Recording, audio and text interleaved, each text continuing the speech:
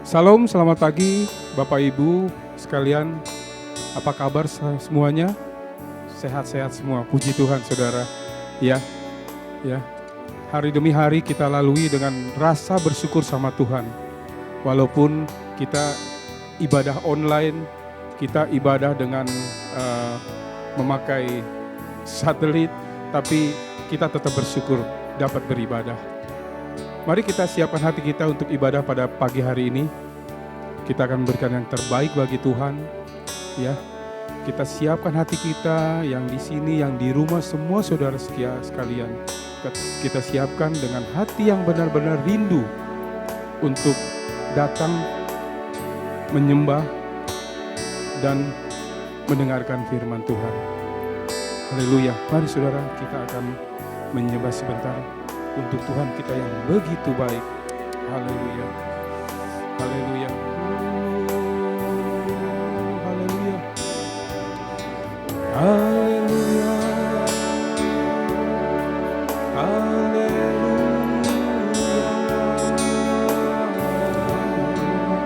Kami bersyukur Tuhan. Haleluya. Oh, haleluya.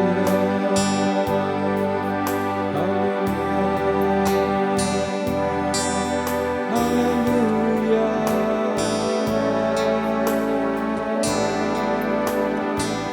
Engkau yang baik Bapa, kami selalu bersyukur. Haleluya.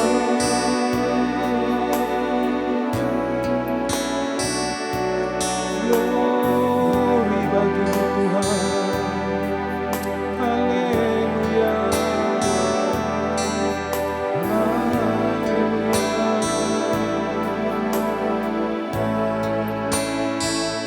Terima kasih Tuhan. Terima kasih. Haleluya. Kami bersyukur. Haleluya. Haleluya.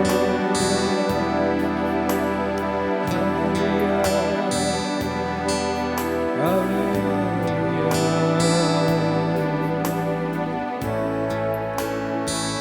Terima kasih Tuhan.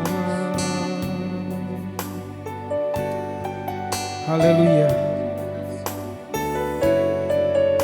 Haleluya. Terima kasih Bapa. Terima kasih Tuhan kalau pada pagi hari ini kami dapat kesempatan Tuhan untuk beribadah kepadamu ya Bapa. Kami bersyukur kalau hari demi hari kami telah diberkati. Kami bersyukur untuk anugerah yang Tuhan berikan pada kami semua, jemaat-Mu. Kami bersyukur untuk kesehatan yang Tuhan berikan, untuk perlindungan yang Tuhan berikan. Terima kasih Bapa. Haleluya, terima kasih untuk ibadah pada pagi hari ini Tuhan. Kami siapkan hati kami, sehingga apa yang akan disampaikan, apa yang akan diberikan, kami terima dengan berkat syukur daripada Engkau. Terima kasih Bapa, terima kasih. Haleluya. Terpujilah Engkau Allah kami yang hidup, Allah kami yang senantiasa care pada kami. Terima kasih Tuhan, terima kasih. Kami buka ibadah kami pada pagi hari ini hanya di dalam nama Tuhan Yesus Kristus, Juru Selamat kami yang hidup. Semua yang percaya katakan amin. Haleluya saudara. Pada pagi hari ini kita bersyukur, kita harus selalu bersyukur apapun yang terjadi, karena bersyukur itu adalah kewajiban bagi anak-anak Tuhan. Ya, di mana kita bisa bersyukur dengan apa yang ada, sehingga bisa membangun iman kita bahwa Dialah Allah yang selalu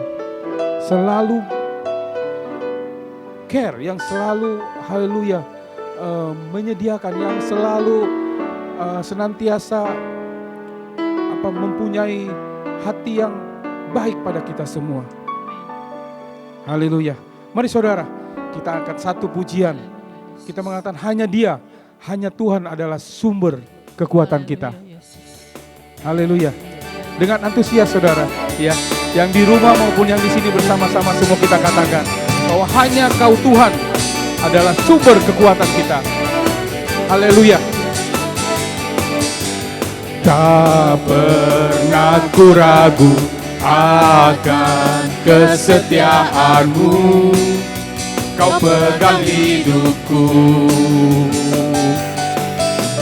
Sepenuh jiwaku ku yakin dan percaya, Kau tuntun langkahku. Yesus, Kaulah Raja dalam hidupku, berkuasa berjaya untuk selamanya. Hanya Kau Tuhan, Haleluya, sumber kekuatan. Kuasa-Mu tercurah bagiku senantiasa. Dengan-Mu Tuhan, ku kan berjalan dari kemuliaan sampai kemuliaan selamanya. haleluya. Dengan antusias saudara, yang di sini, yang di rumah semuanya. Haleluya, karena hanya Dia sumber kekuatan kita. Bersama-sama. Tak pernah ku ragu akan kesetiaan-Mu, Kau pegang hidupku. Sepenuh jiwa, sepenuh jiwaku ku yakin dan percaya, Kau tuntun langkahku. katakan Yesus. Yesus, Kaulah Raja dalam hidupku, berkuasa berjaya untuk selamanya. Hanya Kau Tuhan, sumber kekuatan.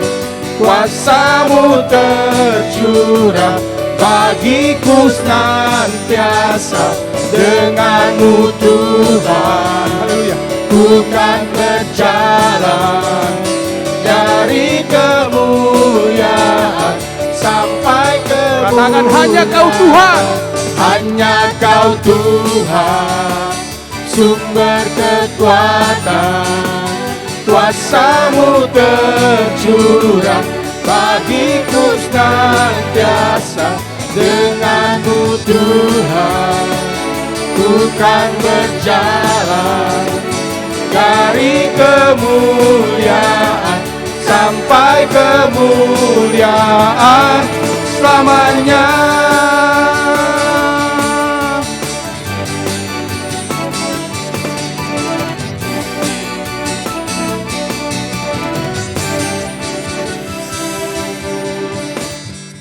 Haleluya.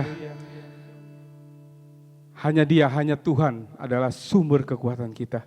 Kita anak-anak Tuhan saudara, kita diberi kuasa, kita yakin. Karena Allah kita adalah Allah yang dahsyat. Amin. Ya, saudara di rumah, yang di sini semua kita diberi kuasa. Untuk apa? Untuk menaklukkan musuh.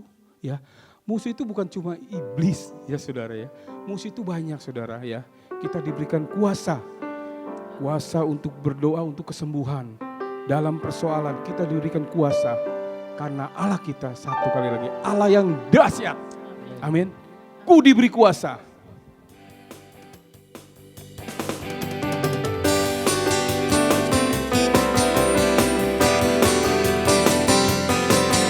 Haleluya. Yes. Katakan ku diberi kuasa.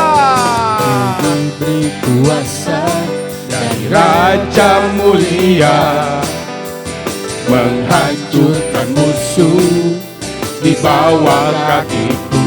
Ku pakai kuasa dari Raja mulia. Bila Allah ada bersamaku, siapa jadi lawanku? Sungguh besar Kau Tuhanku, Engkau perisai hidupku.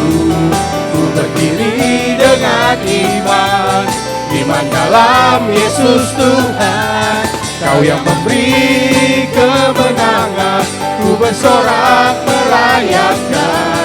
Terpujilah Engkau Raja, segala Raja. Haleluya. Dengan antusias saudara yang di rumah semua.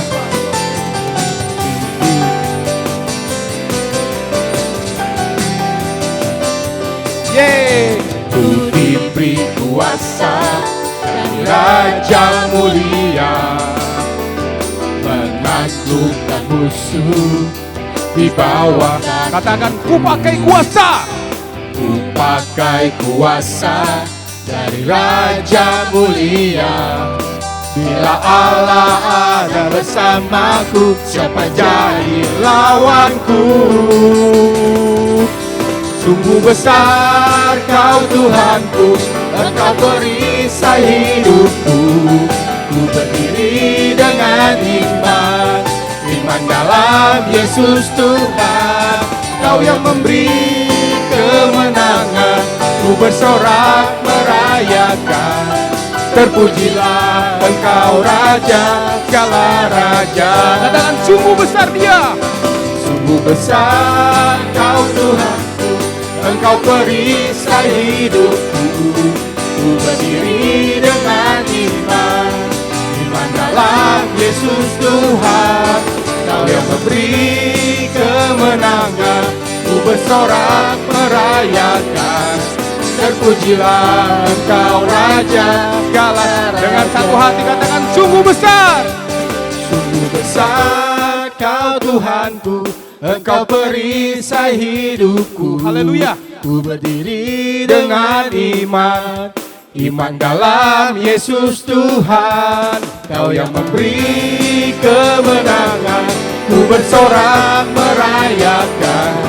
Terpujilah Engkau Raja, segala Raja. Sekali lagi saudara katakan, sungguh besar Dia. Sungguh besar Kau Tuhanku, Engkau perisai hidupku. Ku berdiri dengan iman, iman dalam Yesus Tuhan. Kau yang memberi kemenangan, ku bersorak merayakan. Terpujilah. Terpujilah Engkau Raja, Segala Raja. Terpujilah. terpujilah Engkau Raja, segala Raja. Katakan sekali lagi, terpujilah Dia. Terpujilah Engkau Raja, segala Raja. Haleluya. Kita diberi kuasa oleh Raja yang mulia saudara. Semuanya di rumah kita katakan amin. Haleluya. Kita tetap dalam hadirat Tuhan saudara. Haleluya, haleluya. Kita akan mendengarkan firman Tuhan. Biar Roh Kudus beracara, Roh Kudus berbicara. Apa kebutuhan dari saudara-saudara semua yang di sini, yang di rumah. Biar Roh Kudus yang berbicara. Haleluya. Siapkan hati kita. Dalam kita siap menerima berkat-berkat firman Tuhan. Haleluya. Haleluya. Seperti wanita mengurapimu, menangis di bawah kakimu. Demikian hidupku mau mengasihimu, Yesus Engkau baik Katakan sekali lagi, seperti wanita. Seperti wanita mengurapimu, menangis di bawah kakimu. Demikian hidupku mau mengasihimu, Yesus Engkau baik bagiku. Bersama-sama dengan iman katakan, Sampai akhir ku menutup mata, ku tetap setia menanti janjimu,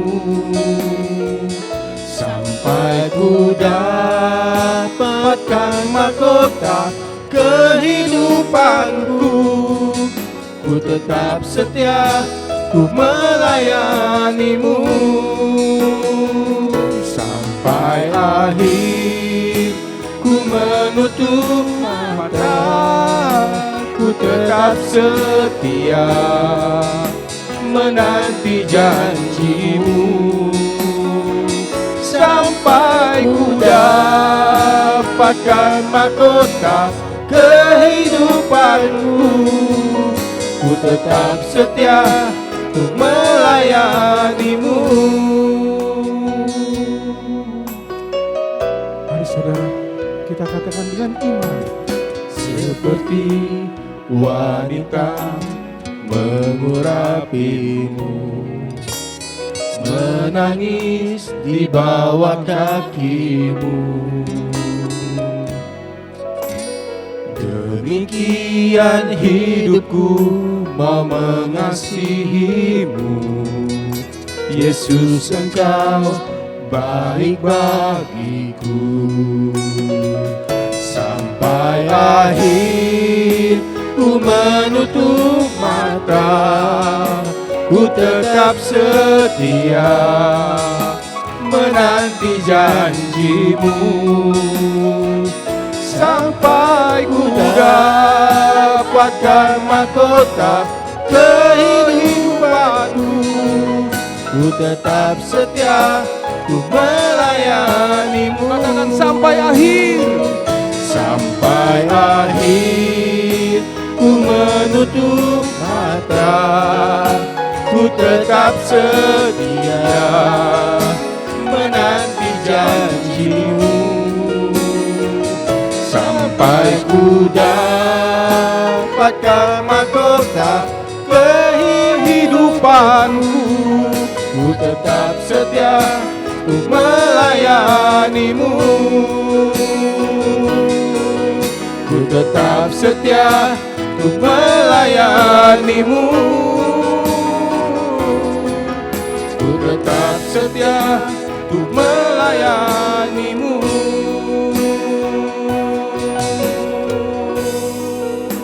Haleluya. Haleluya Tuhan. Haleluya. Haleluya. Biar kami tetap setia dalam pelayanan ini Tuhan. Kami siap setia. Haleluya. Terima kasih Tuhan. Terima kasih.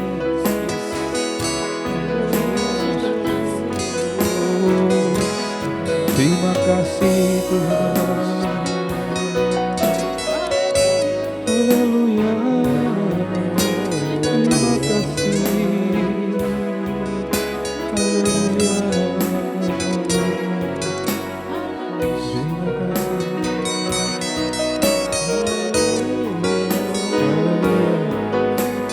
Terima kasih. Haleluya. Terima kasih.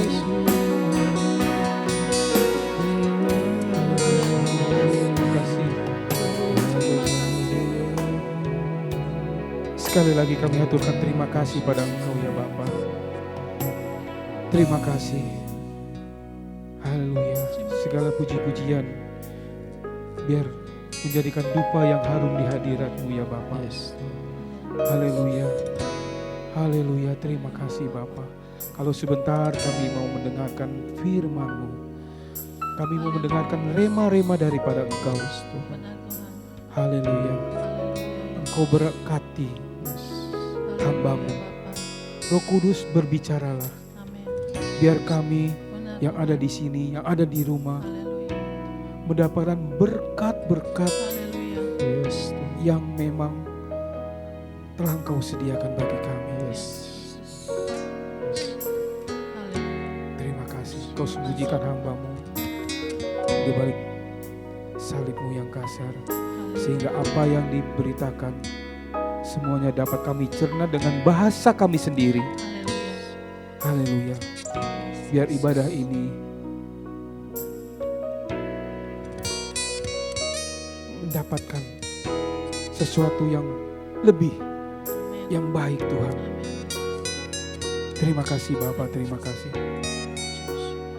Kami sambut firman-Mu pada pagi hari ini. Berbicara lah Roh Kudus. Terima kasih. Hanya di dalam nama Tuhan Yesus Kristus, Juru Selamat kami yang hidup. Semua dengan iman katakan amin. Amin. Baik, mari kita akan berdoa untuk kebenaran firman Tuhan. Bapa yang bertahta di dalam kerajaan surga, Bapa yang kami sembah di dalam nama Tuhan Yesus Kristus, kami mengucap syukur untuk ibadah pada pagi hari ini Tuhan. Engkau nyata hadir-Mu di tengah-tengah kami. Dan saat ini kami datang seperti rusa Tuhan yang begitu merindukan air yang segar. Kami haus dan lapar akan firman-Mu, urapi kebenaran firman-Mu, dan biarlah firman-Mu akan senantiasa kami responi Tuhan. Terima kasih Bapa, di dalam nama Tuhan Yesus kami berdoa dan mengucap syukur. Haleluya, amin. Baik, selamat pagi Bapak Ibu dan saudara-saudara yang dikasihi oleh Tuhan. Tiba kita belajar bersama-sama akan firman Tuhan. Mari kita akan buka Alkitab kita di dalam Kitab Kisah Para Rasul. Mari kita akan buka Alkitab kita di dalam Kitab Kisah Para Rasul, ayat 1 sampai ayat yang ke-5 dan ayat yang ke-8. Kisah Para Rasul pasal 1, ayat 1 sampai ayat 5 dan ayat yang ke-8. Demikian firman Tuhan. Hai Theophilus, dalam bukuku yang pertama, aku menulis tentang segala sesuatu yang dikerjakan dan diajarkan Yesus sampai pada hari ia terangkat. Sebelum itu, ia telah memberi perintahnya oleh Roh Kudus kepada rasul-rasul yang dipilihnya. Kepada mereka, ia menunjukkan dirinya setelah penderitaannya selesai, dan dengan banyak tanda ia membuktikan bahwa ia hidup. Sebab selama 40 hari, ia berulang-ulang menampakkan diri dan berbicara kepada mereka tentang kerajaan Allah. Pada suatu hari, ketika ia makan bersama-sama dengan mereka, ia melarang mereka meninggalkan Yerusalem dan menyuruh mereka tinggal di situ menantikan janji Bapa. Yang demikian katanya, telah kamu dengar daripadaku, sebab Yohanes membaptis dengan air, tetapi tidak lama lagi kamu akan dibaptis dengan Roh Kudus. Ayat 8, tetapi kamu akan menerima kuasa kalau Roh Kudus turun ke atas kamu, dan kamu akan menjadi saksiku di Yerusalem dan di seluruh Yudea dan Samaria dan sampai ke ujung bumi. Amin.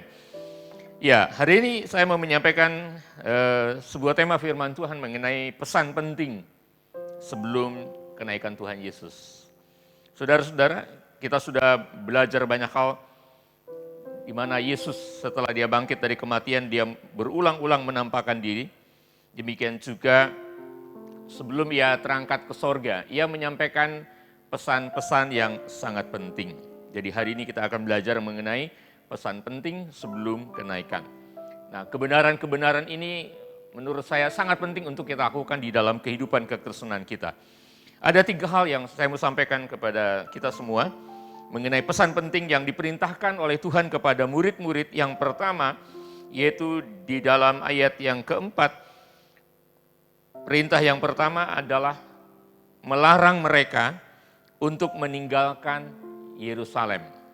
Ya, di dalam ayat 4 saya baca ulang begini. Pada suatu hari ketika ia makan bersama-sama, ia melarang mereka meninggalkan Yerusalem. Itu pesan yang pertama, melarang mereka meninggalkan Yerusalem. Pesan yang kedua dikatakan, dan menyuruh mereka tinggal di situ sambil menantikan janji Bapa. Jadi perintah yang kedua adalah memerintahkan murid-murid untuk tetap tinggal di Yerusalem sambil menantikan janji Bapa. Dan yang ketiga, Tuhan memerintahkan untuk mereka menunggu sebab mereka akan menerima kuasa. Nah, kita akan melihat yang pertama, saudara-saudara, saya sampaikan dulu kronologi apa yang menjadi perintah Tuhan kepada mereka. Lalu setelah itu saya melihat akan ada penerapannya untuk kehidupan kekristenan kita. Di perintah yang pertama tadi dikatakan bahwa Tuhan melarang mereka meninggalkan Yerusalem. Jadi artinya Tuhan menyuruh mereka untuk diam di Yerusalem. Pertanyaannya adalah mengapa mereka harus tinggal di Yerusalem? Karena Alkitab membuktikan kepada kita bahwa Yerusalem adalah pusat ibadah umat Tuhan. Pusat ibadahnya orang-orang Yahudi pada waktu itu. Nah, pertanyaan berikutnya adalah sampai kapan mereka tinggal di Yerusalem? Sampai janji Bapa itu digenapi. Jadi ada hari-hari yang harus mereka jalani sejak perintah itu datang, kemudian sejak Yesus itu naik ke sorga, sampai kepada hari di mana janji Bapa digenapi, ada hari-hari yang harus mereka jalani dan di situ mereka tidak boleh tinggal diam.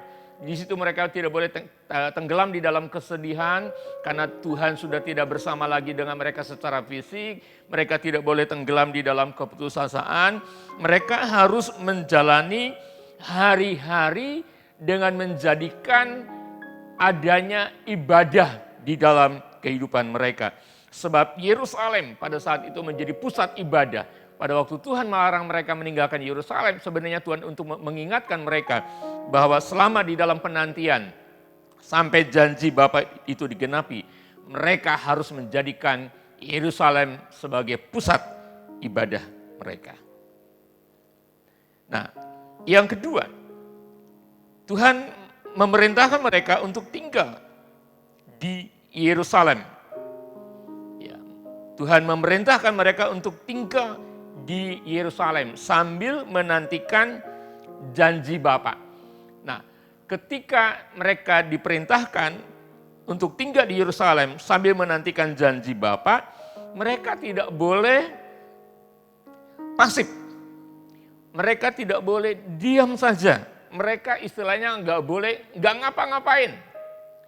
Ya, tetapi mereka harus menantikan janji Bapa, yaitu janji yang pasti digenapi, janji yang pasti akan diterima oleh mereka, dan janji ini adalah janji yang luar biasa. Sebab di dalam ayat 5 dikatakan, sebab Yohanes membaptis dengan air, tetapi tidak lama lagi kamu akan dibaptis dengan Roh Kudus. Jadi karena janji Tuhan ini begitu luar biasa, janji Tuhan ini pasti digenapi dan pasti akan diterima oleh mereka, maka itu membuat mereka memahami bahwa di dalam masa penantian itu mereka harus melakukan sesuatu. Apa yang dilakukan oleh mereka?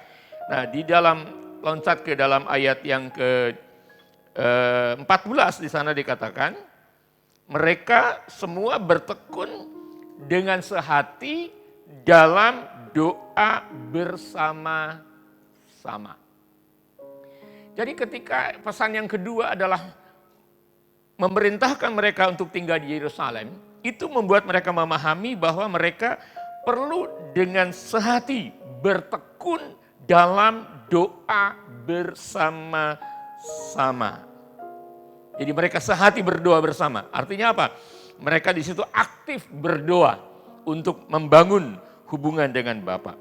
Mereka berdoa dengan penuh semangat untuk masing-masing pribadi berdoa kepada Allah. Tetapi mereka berdoa dengan penuh semangat untuk saling mendoakan sebagai sesama murid. Supaya ada di dalam sebagai satu kesatuan yang terikat kepada Tuhan yang sama. Dan mereka juga berdoa dengan penuh harap, dengan penuh percaya bahwa janji itu pasti akan digenapi. Nah, yang ketiga adalah mereka harus menunggu. Mereka akan menerima kuasa. Seperti dikatakan di dalam ayat 8 tadi. Tetapi kamu akan menerima kuasa kalau Roh Kudus turun ke atas kamu. Jadi Tuhan perintahkan mereka harus nunggu di Yerusalem. Ya, mereka tetap tinggal di situ dan mereka pasti akan menerima kuasa. Dan kuasa yang mereka terima itu akan menjadikan mereka sebagai saksi-saksi Tuhan. Dan kalau kita baca secara keseluruhan di dalam kitab Kisah Para Rasul, ya, sejak Roh Kudus turun ke atas murid-murid sampai kepada pasal terakhir yaitu pasal 28, maka kitab Kisah Para Rasul mencatat bagi kita kisah nyata yang luar biasa. Setelah Roh Kudus turun ke atas mereka dan memenuhi mereka semua, maka semua murid-murid mengalami yang namanya kepenuhan Roh Kudus. Lalu mereka juga mengalami perubahan dalam kehidupan yang semakin signifikan. Ya, perubahan yang semakin nyata, perubahan yang bisa dilihat oleh orang, perubahan yang bisa dirasakan pengaruhnya oleh orang. Dan mereka juga mengalami yang namanya hidup di dalam kuasa adikodrati, kuasa supranatural, kuasa yang menjadikan mereka sebagai pengikut-pengikut Kristus yang setia. Contohnya adalah Yohanes dan Petrus. Mereka menjadi pengikut Kristus yang setia karena peranan Roh Kudus. Sehingga mereka menjadi murid-murid yang selalu sanggup bertahan dalam penderitaan.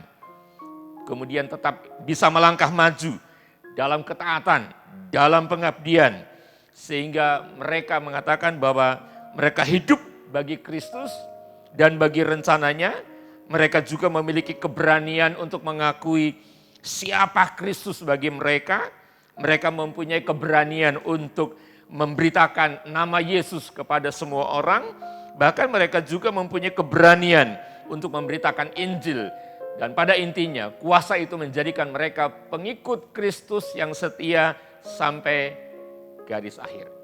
Nah, saudara, pada pagi hari ini mari kita akan aplikasikan kebenaran firman Tuhan ini mengenai pesan penting sebelum kenaikan Tuhan Yesus. Kalau tadi saya katakan bahwa mengapa mereka harus ada di Yerusalem. Ya.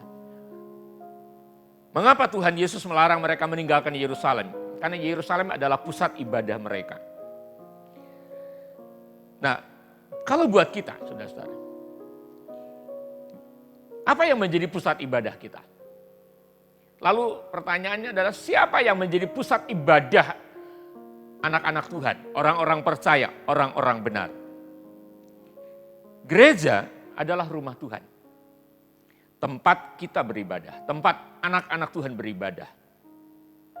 Dan gedung gereja itu adalah sarana untuk umat Tuhan beribadah secara korporat, beribadah secara bersama-sama di dalam rumah Tuhan. Tetapi yang menjadi pusat ibadah kita yang sejati sebenarnya adalah Allah Bapa kita. Yang menjadi pusat ibadah yang sejati kita adalah Tuhan yang ada di sorga.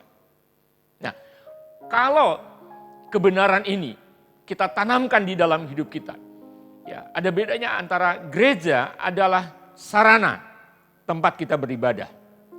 Tetapi pusat ibadah kita yang sejati adalah Tuhan, adalah Bapa di sorga. Nah, saat kita menjadikan Bapa di sorga, saat kita menjadikan Tuhan pusat ibadah kita, maka ketika kita ada di dalam gereja, ketika kita ada di dalam rumah Tuhan, lalu kita hadir di sana ada pada jam-jam ibadah kita, maka seorang anak Tuhan yang menjadikan Bapa, yang menjadikan Tuhan Yesus pusat ibadahnya, ia akan datang ke dalam ibadah dengan antusias. Ia akan datang ke dalam ibadah dengan menaikkan doa, pujian, penyembahan sambil mendengarkan firman Tuhan. Maka ketika umat Tuhan datang ke dalam gereja dengan menjadikan Tuhannya pusat ibadah, maka di dalam gereja setiap anak-anak Tuhan bisa mengalami yang namanya perjumpaan dengan Tuhan. Di situ ada pemulihan, di situ ada jamahan, di situ orang bisa merasakan ada kekuatan, ada sukacita yang mereka terima, ada damai sejahtera yang membuat mereka tenang, bahkan bisa terjadi kesembuhan. Nah, tetapi ketika kita ada di dalam masa pandemi COVID-19 ini, saudara-saudara, kita hanya boleh ibadah di rumah aja. Sudah hampir 2 bulan kita melakukan itu. Lalu pertanyaan, sampai kapan? Nah, itu kita sedang berdoa bersama-sama. Saya dan saudara pastinya juga merindukan untuk kita bisa hadir bersama-sama di dalam rumah Tuhan. Beribadah secara korporat.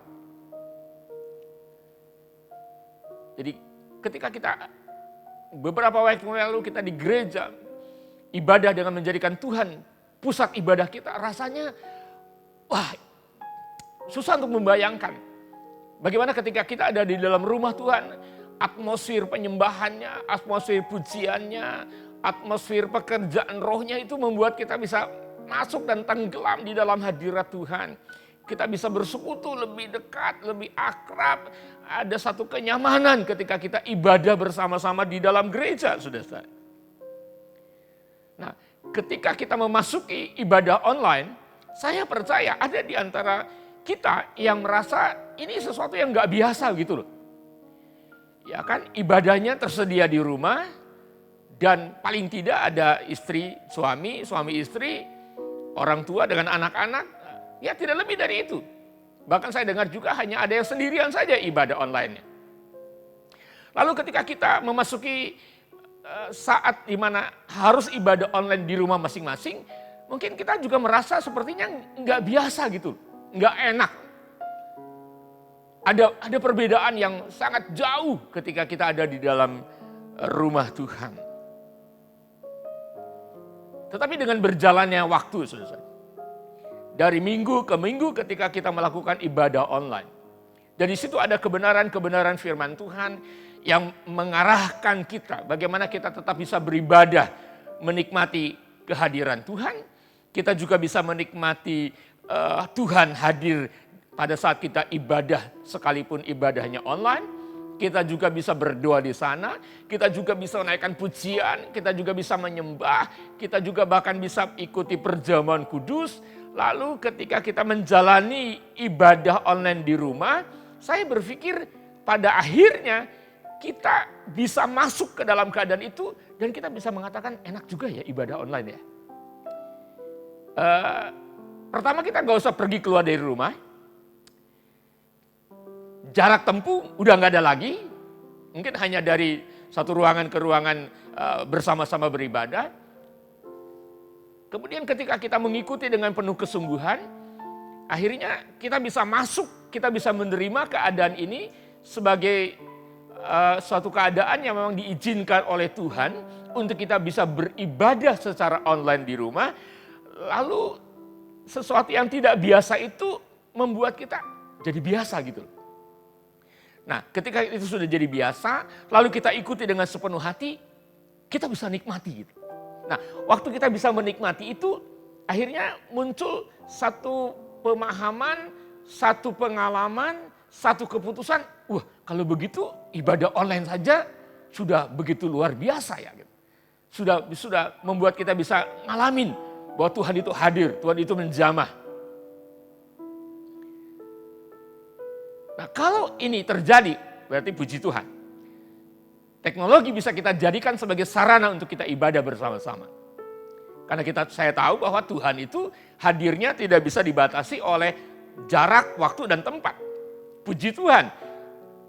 Ketika ibadah di rumah-rumah, yang pada akhirnya nanti saudara-saudara bisa bersaksi, kesaksian-kesaksian saudara itu akan membangun bahwa ternyata ibadah di rumah itu menjadikan saudara juga bisa menikmatinya, menikmati lawatan Tuhan, menikmati kehadiran Tuhan.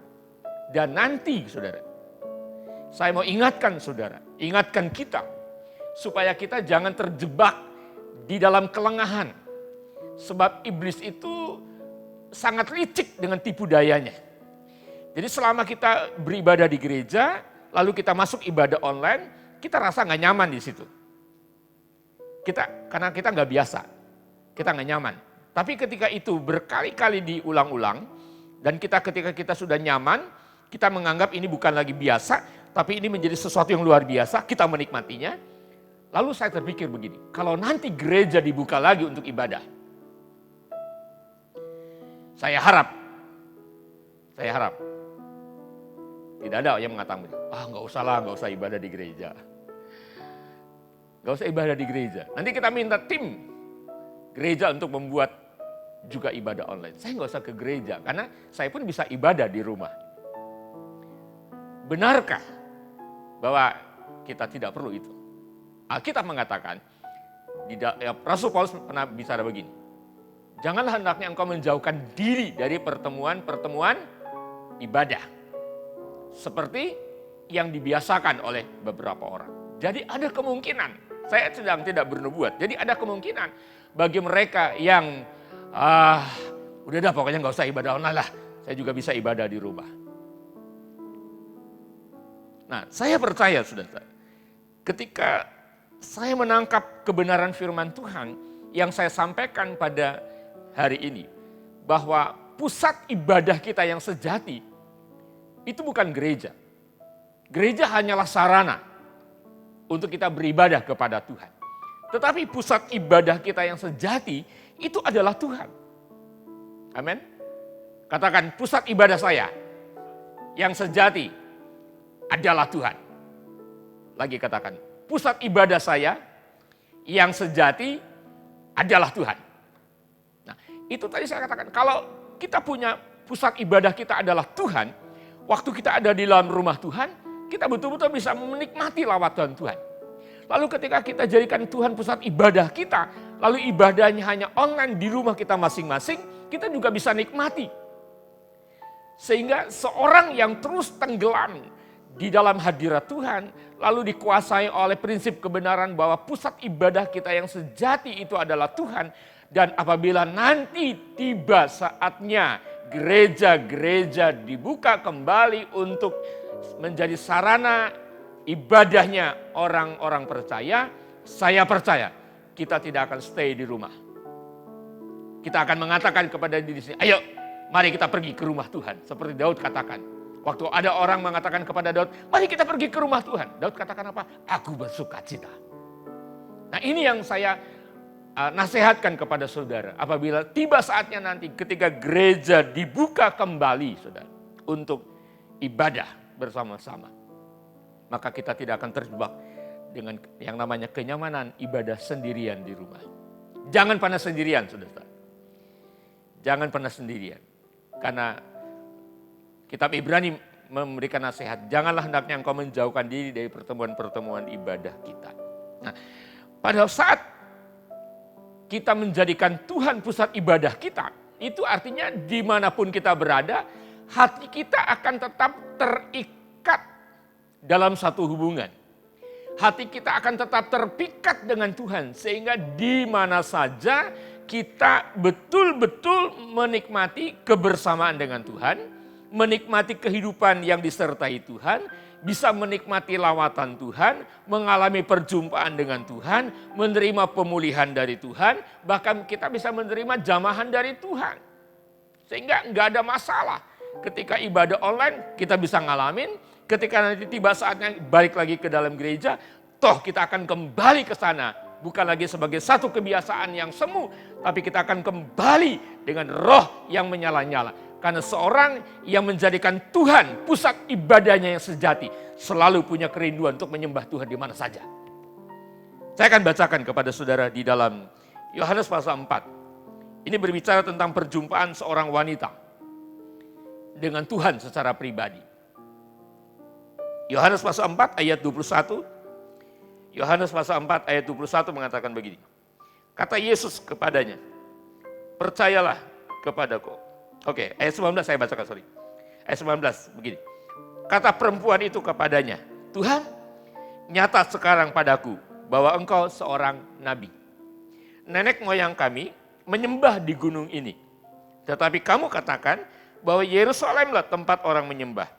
Kata Yesus kepadanya, percayalah kepadaku hai perempuan, saatnya akan tiba bahwa kamu akan menyembah Bapa bukan di gunung ini dan bukan juga di Yerusalem. Kamu menyembah apa yang kamu tidak kenal. Kami menyembah apa yang kami kenal. Sebab keselamatan datang dari bangsa Yahudi. Tetapi saatnya akan datang dan sudah tiba sekarang bahwa penyembah-penyembah benar akan menyembah Bapa dalam roh dan kebenaran. Sebab Bapa menghendaki penyembah-penyembah demikian. Allah itu roh, barang siapa menyembah Dia harus menyembahnya di dalam roh dan kebenaran. Jadi perempuan Samaria ini adalah seorang yang menjadi percaya kepada Tuhan, lalu dia juga ngalamin yang namanya lawatan Tuhan, jamahan Tuhan, pemulihan Tuhan, lalu sekarang dia berdiri sebagai orang benar. Orang yang percaya kepada Tuhan. Dan dia ada di dalam satu kebingungan. Karena dia sebagai orang yang sudah percaya kepada Tuhan, sebagai orang benar, kebingungannya adalah begini. Nenek moyangnya beribadah di Bukit Gerisim, di Gunung Samaria. Sedangkan dia sudah menjadi orang yang percaya. Jadi rasanya kalau dia balik ke dalam kehidupan yang lama pasti nggak nyaman. Tapi kalau dia, sekalipun dia udah percaya kepada Tuhan, kepada Mesias yaitu Yesus Kristus Tuhan yang hidup. Tapi kalau dia nanti ibadah di Yerusalem, Yerusalem itu adalah pusat ibadahnya orang Yahudi. Sehingga perempuan Samaria ini ada di dalam kebingungan. Saya ini mau ibadah di mana? Di Bukit Gerisim, saya juga nggak nyaman. Kalau saya datang ke Yerusalem, saya juga takut diusir, bahkan tidak diterima oleh orang-orang Yahudi. Dan Tuhan katakan begini, akan tiba saatnya, dan sudah tiba sekarang, bahwa penyembah-penyembah benar akan menyembah Bapa di dalam roh dan kebenaran. Artinya Tuhan sedang mengajarkan kepada perempuan Samarianya, kalau hatimu menjadi pusat ibadah Tuhan, ya, menjadi pusat ibadah kepada Tuhan, hati yang percaya, maka pada saat kamu menjadikan Tuhan pusat ibadahmu, enggak masalah dimanapun engkau berada. Engkau bisa menyembah, engkau bisa beribadah, engkau bisa ngalamin Tuhan. Jadi mari saudara-saudara, di masa pandemi COVID-19 ini, saya menekankan kebenaran ini kepada saudara semua. Jadikan Tuhan pusat ibadahmu. Sehingga ketika kita sedang ada di masa ibadah online, saya percaya kita juga bisa ngalamin Tuhan. Kita juga bisa berdoa bersama-sama di sana. Kita juga bisa menikmati hadirat Tuhan. Sehingga pada waktu saatnya nanti gereja dibuka kembali, kita akan datang ke dalam gedung gereja, ke dalam gedung gereja yang merupakan sarana ibadahnya anak-anak Tuhan. Kita akan datang dengan roh yang menyala-nyala. Karena kita punya Tuhan yang hidup. Itu yang pertama. Penerapannya adalah jadikan Tuhan pusat ibadah kita yang sejati.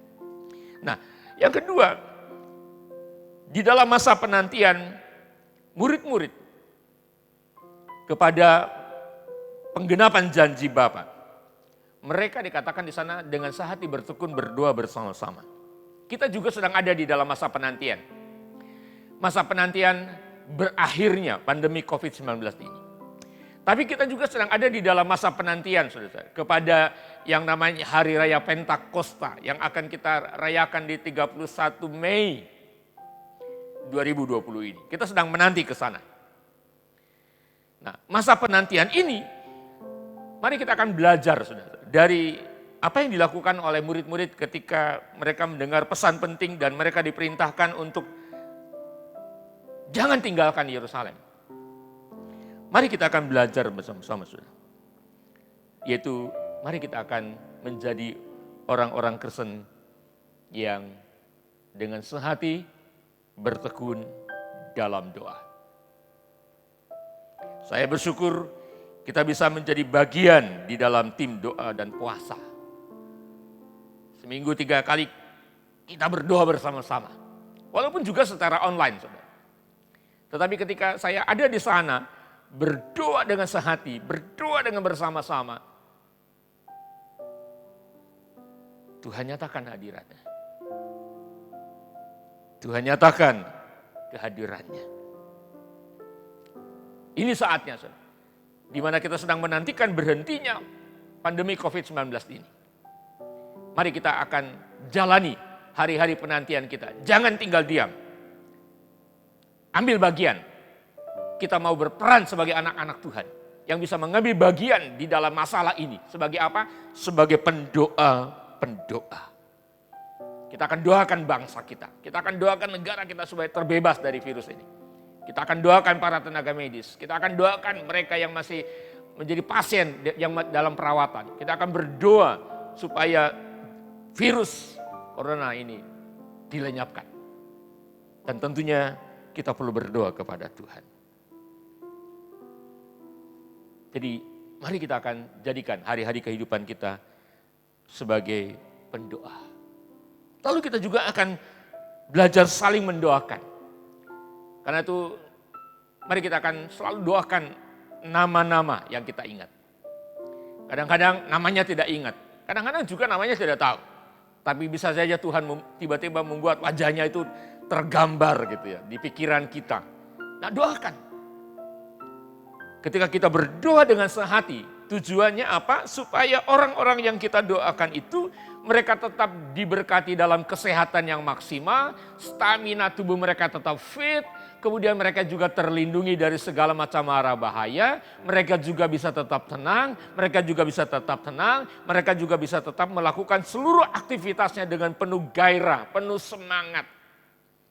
Semua itu tentunya butuh dukungan doa kita. Dan kita juga sedang berdoa untuk ke masa penantian Hari Raya Pentakosta. Yang kita kejar adalah bukan pengalamannya, tetapi kita rindu bahwa kuasa Pentakosta ini dialami oleh orang-orang yang percaya kepada Tuhan. Jadi pesan penting kedua buat kita, di dalam masa penantian berakhirnya pandemi COVID-19 ini, mari kita akan berdoa. Jangan lupa, kita dipanggil oleh Tuhan bukan hanya menjadi orang-orang yang percaya saja. Kita dipanggil oleh Tuhan untuk menjadi pendoa. Kita berdiri di hadapan Tuhan untuk menjadi pendoa syafaat. Supaya apa? Kemuliaan Tuhan dinyatakan, pemulihan Tuhan dinyatakan, kesembuhan dialami setiap orang. Dan kita juga sebagai pendoa, mari kita akan belajar saling mendoakan siapapun yang kita tahu, siapapun yang kita kenal, siapapun yang kita ingat. Supaya ketika kita saling mendoakan, masing-masing kita akan menjadi anak-anak Tuhan yang tetap dekat dan intim dengan Tuhan. Karena Alkitab katakan hanya dekat Allah saja kiranya aku tenang. Ketika kita dekat dengan Tuhan, ada ketenangan saudara. Kita tidak akan takut dengan apapun. Kita bisa menyerahkan apa yang menakutkan. Kita bisa menyerahkan apa yang menjadikan kita khawatir, cemas. Kita serahkan kepada Tuhan. Karena kita tahu Tuhan satu-satunya andalan dan harapan dalam kehidupan kita. Nah, pesan penting yang ketiga adalah mari kita akan jalani hidup ini dengan alami kuasa Pentakosta. Jikalau Roh Kudus sudah turun atas kehidupan kita, saudara. Mari kita akan jadikan kehidupan kita adalah kehidupan yang mengalami kuasa Pentakosta. Artinya apa? Artinya kuasa Pentakosta, kuasa Roh Kudus itu akan menolong kita untuk menjadikan kita selalu percaya kepada Tuhan. Iman kita tidak goyah. Iman kita tidak berubah. Saya amati ada banyak perubahan, saudara. Dengan munculnya virus corona ini. Ada banyak perubahan-perubahan yang pada awalnya kita tidak biasa. Tetapi kita sudah menjalaninya, sesuatu mulai biasa kita hadapi. Kita jalani, kita hadapi, kita selesaikan. Tetapi ada satu yang tidak boleh berubah, yaitu iman kita. Nah, Roh Kudus, kuasa Pentakosta itu akan menolong kita untuk selalu percaya kepada Tuhan. Kenapa? Karena Tuhan selalu menyertai dan Tuhan selalu siap menolong kita. Kuasa Pentakosta itu juga akan menolong kita untuk selalu bisa mengucap syukur dalam segala situasi dan kondisi. Kuasa Pentakosta juga bisa menjadikan iman dan pengharapan kita di dalam Tuhan tidak mudah tergoyahkan. Kuasa Pentakosta juga bisa membuat kita terus melangkah dalam kepastian. Jadi bagi saudara-saudara yang kerjanya dari rumah, mungkin juga ada yang dirumahkan.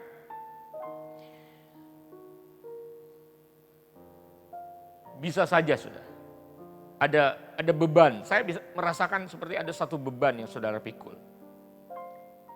Karena hidup ini terus berjalan, kebutuhan ini terus berjalan dan harus terpenuhi. Tapi masalahnya adalah apa yang saudara dapat berkurang. istilahnya kalau seperti salib itu, hidup manusia itu garisnya adalah horizontal. Minus. Ini bisa menjadi pengalaman siapapun di masa-masa sekarang ini. Ada kebutuhan yang harus tetap jalan dan harus terpenuhi, tapi di satu sisi apa yang buat mencukupi itu kurang. Itu namanya hidup kita minus. Tapi bagaimana kita bisa ngalamin pemeliharaan Tuhan? Kuasa Pentakosta itu penting, saudara. Kuasa Roh Kudus itu penting. Nyata bekerja di dalam kita, mengingatkan kebenaran, memunculkan kebenaran yang harus kita pegang sebagai satu keyakinan. Kalau Tuhan turun atas hidup kita, maka minus itu bisa dirubah oleh Tuhan menjadi plus. Terimalah kebenaran ini. Saya percaya di masa-masa sulit seperti ini, tidak ada yang mustahil buat Tuhan untuk pelihara saudara. Ada cara-cara yang tidak pernah terpikirkan oleh kita. Ada cara-cara yang tidak pernah terduga oleh kita. Tapi Tuhan selalu punya cara, saudara. Tuhan itu tidak pernah kehabisan akal. Tuhan itu tidak pernah terbatas. Tuhan selalu berkuasa menolong kita. Nah, disinilah pentingnya kuasa Pentakosta itu, saudara. Bukan saja menjadikan kita saksi Tuhan.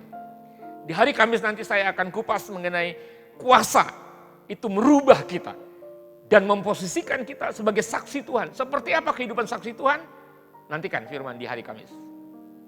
Tetapi pada pagi hari ini, kuasa Pentakosta itu, saudara, saya ulang sedikit ini, selalu membuat kita percaya kepada Tuhan dalam segala situasi dan kondisi. Selalu akan membuat kita bisa mengucap syukur dalam segala situasi dan kondisi apapun. Bahkan iman dan pengharapan kita tidak mudah tergoyahkan. Kuasa Pentakosta itu akan membuat kita terus berjalan dalam keyakinan bahwa Tuhan selalu akan pelihara kita. Oleh karena itu, biarlah apa yang bisa saya sampaikan pada pagi hari ini mengenai pesan penting dari Tuhan sebelum kenaikannya adalah satu. Mari kita akan jadikan Tuhan. Mari kita akan jadikan Bapa Surgawi itu adalah pusat ibadah kita. Amin. Tuhan harus jadi pusat ibadah kita. Yang kedua, kita akan belajar juga dengan sehati bertekun dalam doa bersama-sama. Ini saatnya doa-doa kita naikkan. Supaya apa? Supaya kuasa Allah turun. Menyelesaikan semuanya. Dan pesan penting sebelum kenaikan Tuhan yang ketiga adalah mari kita akan alami kuasa Pentakosta. Kuasa adikodrati. Kuasa yang melebihi kodrat manusia yang terbatas. Tapi kuasa yang adikodrati membuat kita yang terbatas menjadi tidak terbatas. Karena kita punya Tuhan yang tak terbatas. Kalau kita bersama dengan Tuhan, terobosan pasti terjadi. Pemulihan pasti terjadi. Mujizat pasti terjadi. Pemeliharaan Allah yang ajaib pasti terjadi. Karena itu saya sebagai hamba Tuhan, saya katakan kepada saudara, jangan takut. Jangan khawatir. Jangan lemah imanmu dalam masa-masa sekarang ini. Amin. Jadikan Tuhan pusat ibadah kita. Doa terus menerus. Alami kuasa Pentakosta. Dan biarlah kiranya kebenaran firman Tuhan ini memberkati saudara semuanya. Amin. Mari kita akan naikkan pujian kepada Tuhan. Seperti rusa. Yang refnya mengatakan, Yesus, Yesus kau berarti bagiku. Mari kita akan naikkan pujian ini bersama-sama. Sebagai doa kita kepada Tuhan. Seperti rusa. Amin. Amin. Sungaimu jiwaku rindu Engkau. Katakan kaulah Tuhan hasrat hatiku, ku rindu menyembah. Katakan dari depan seperti rusa. Amin. Seperti rusa rindu sungaimu, jiwaku rindu Engkau. Allah Tuhan hasrat hatiku, ku rindu menyembahmu. Katakan Engkau kekuatan.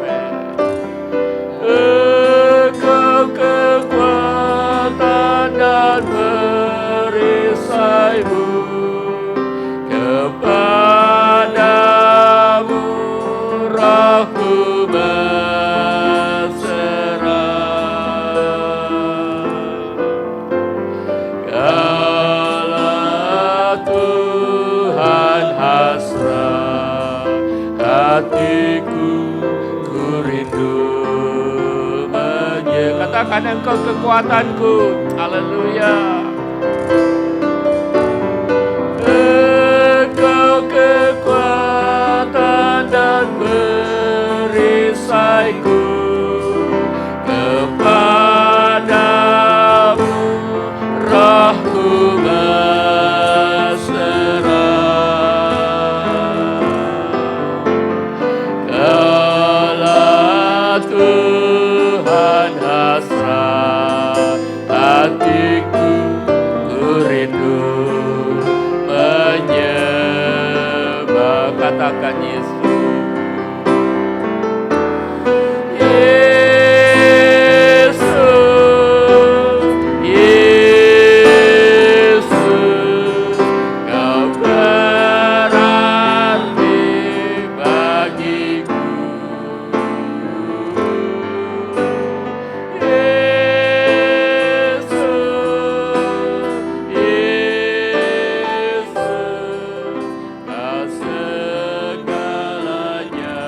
Katakan lagi, Yesus, Yesus kau berarti. Yesus, Yesus, kau berarti bagiku. Yesus, Yesus, kau segalanya. Katakan kau segalanya. Kau segalanya bagiku, kau segalanya.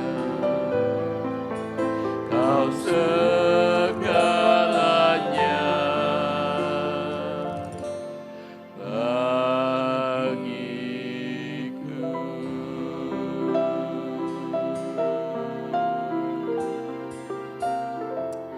Haleluya. Haleluya.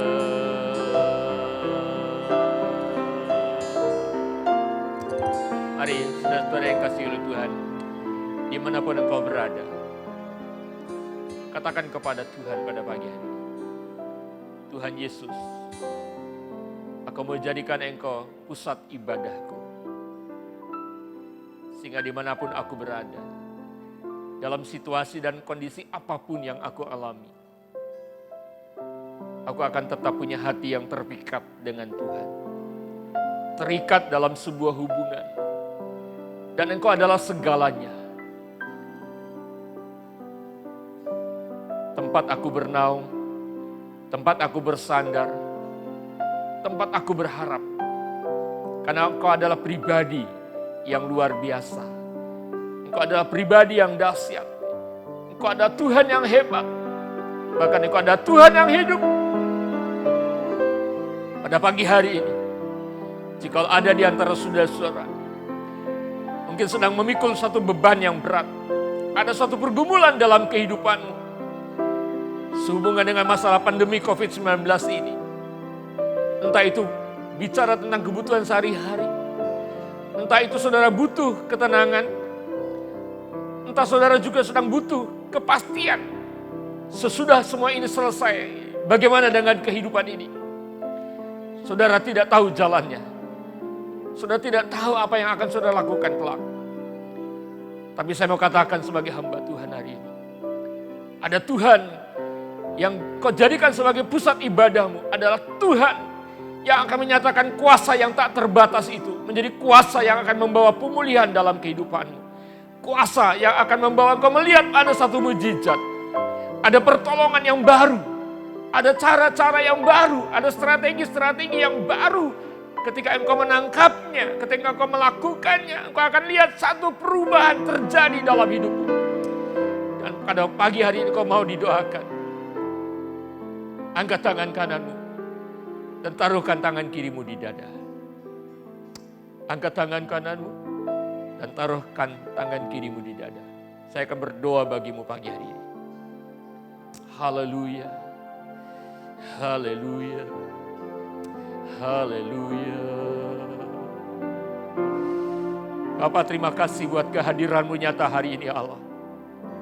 Karena kami mau jadikan Engkau sebagai pusat ibadah kami Tuhan. Engkau bukan hanya hadir saat umat-Mu beribadah di dalam ruang-ruang gereja. Tetapi Engkau juga hadir saat-saat seperti ini ya Bapa. Engkau hadir sebagai Bapa yang baik. Engkau hadir sebagai Bapa yang peduli. Engkau hadir sebagai Bapa yang sedang mengulurkan tangannya kepada kami. Ini tangan kami Tuhan. Ini tangan kami yang terangkat. Karena kami punya pergumulan. Kami rindu Tuhan. Engkau yang memulihkan. Engkau yang menjamah. Engkau yang merubah. Agar iman dan pengharapan kami tetap menyala-nyala di hadapan-Mu. Karena kami tahu iman yang kami bawa ke hadapan-Mu membawa kami lebih dekat kepadamu. Pengharapan yang kami miliki di dalam Yesus adalah pengharapan yang tidak pernah mengecewakan. Hamba berdoa Tuhan, bagi mereka yang sudah mengangkat tangan dan meletakkan tangan kiri di dada, mereka yang punya pergumulan apapun, hamba berdoa di dalam nama Yesus Kristus, firman yang tertanam akan menjadi firman yang membebaskan mereka dari ketakutan, dari kecemasan, dari kekhawatiran. Dan mereka akan muncul sebagai pemenang-pemenang yang disertai Tuhan, yang diberkati Tuhan. Di dalam nama Yesus, di dalam nama Yesus. Masa-masa pandemi COVID-19 ini akan menjadi masa di mana umat-Mu ini Tuhan menikmati ketenangan dan ketentraman, tetapi juga mengalami pemeliharaan Tuhan yang ajaib. Di dalam nama Yesus Kristus. Di dalam nama Yesus Kristus. Di dalam nama Yesus Kristus. Turunkan tanganmu. Mengucap syukurlah saudara.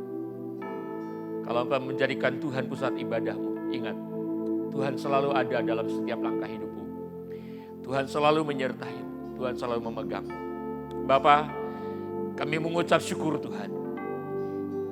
Kalau anugerah-Mu masih membuat kami bisa beribadah bersama-sama pada hari ini. Terima kasih buat pesan penting sebelum kenaikan-Mu Tuhan. Kami berkomitmen terus, kami akan terus hidup dan berjalan dalam kebenaran-Mu. Bahwa Tuhan adalah pusat ibadah kami. Roh Kudus tolong untuk kami punya semangat. Kasih kami semakin bergelora untuk berdiri di hadapan Tuhan sebagai pendoa-pendoa-Mu ya Tuhan. Pakai kami Bapa. Pakai di dalam hal ini Tuhan. Doa-doa kami akan menjadi saat-saat di mana Tuhan menyatakan kemuliaan. Dan kami juga mau alami kuasa Pentakosta itu Tuhan. Kuasa yang adikodrati, yang supranatural, yang jauh melebihi keterbatasan kami. Sehingga di dalam setiap langkah hidup ini, kami akan menjadi murid-murid Tuhan yang sejati. Dan mempermuliakan nama Tuhan.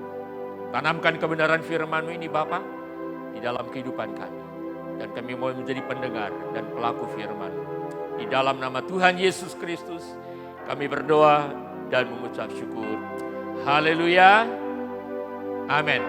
Amin. Amin. Amin. Baiklah. Saudara-saudara yang dikasihi oleh Tuhan, kita mengucap syukur, kita sudah mendengarkan firman Tuhan. Dan saya ingatkan hari Kamis tanggal 21 Mei, kita ada ibadah kenaikan Tuhan Yesus. Jadi seperti biasa kita akan ibadah bersama-sama pada jam 8 pagi. Ya, mari siapkan hati saudara. Seperti tadi, kalau Tuhan pusat ibadah kita, saat ada di rumah, kita juga mempersiapkan diri dengan baik, berkenan di hadapan Tuhan, ibadah bersama-sama. Saya percaya, sebagaimana saya juga ngalamin, pada saat kita menjadikan Tuhan pusat ibadah kita dimanapun kita berada, Tuhan yang hadir pasti memberkati kita. Dan tetap semangat dalam hidup ini, ya, tetap semangat, ambil waktu untuk terus berdoa, dan lakukan bagian kita, maka Tuhan akan melakukan bagiannya. Jadi sampai jumpa di hari Kamis, ibadah kenaikan jam 8 pagi. Dan mari kita akan akhiri ibadah kita pada pagi hari ini. Bapa, terima kasih untuk seluruh rangkaian ibadah pada hari ini yang boleh membawa kami lebih dekat kepada Tuhan. Bersekutu denganmu ya Bapa, terima kasih. Hamba berdoa keluarga demi keluarga menikmati lawatan Tuhan, menikmati pemulihan dan jamahan Tuhan. Terima kasih untuk ibadah hari ini. Dan biarlah setiap kami Tuhan menerima berkat damai sejahtera dari Allah Bapa yang hidup, Allah Bapa yang Maha Kuasa, yang melimpahkan sukacita dan damai sejahtera di dalam setiap langkah kehidupan kami. Anugerah dari Yesus Kristus, Tuhan yang hidup, Engkaulah perisai, perlindungan dan kekuatan kami. Dan Roh Kudus sebagai penolong yang agung, terus mengurapi dan selalu memimpin di jalan yang berlimpah dengan kemenangannya. Seluruh berkat ilahi ini tercurah, menyertai sampai Maranatha, Tuhan datang kembali. Haleluya. Amin. Selamat pagi, Tuhan Yesus memberkati.